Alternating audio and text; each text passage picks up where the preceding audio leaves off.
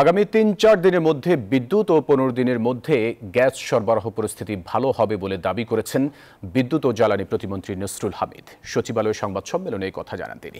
প্রতিমন্ত্রী বলেন, prepaid meter নিয়ে অনেক গ্রাহক ভুক্তভোগী, এটা নজরে এসেছে।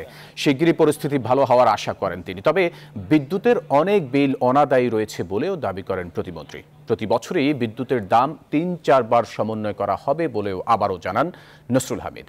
এক প্রশ্নের জবাবে তিনি বলেন, প্রধানমন্ত্রীর চীন সফরে মহেশখালীতে গ্যাসের পাইপলাইন ও ২টি FSRU এবং বিদ্যুতের ৬টি প্রকল্পের সমঝোতার ব্যাপারে আলোচনা হতে পারে। প্রায় ৫০% বেশি কাজ সম্পন্ন করেছে।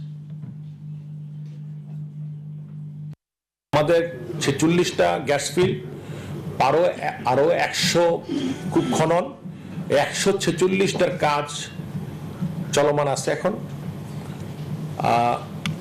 সাথে শ্যালোসি এবং ইম্পোর্ট গ্যাস, এগুলি সবকিছু মিলিয়ে আমরা চেষ্টা করছি ২৭ সালের পরে যাতে আমাদের গ্যাসের কোনো প্রবলেম নাই।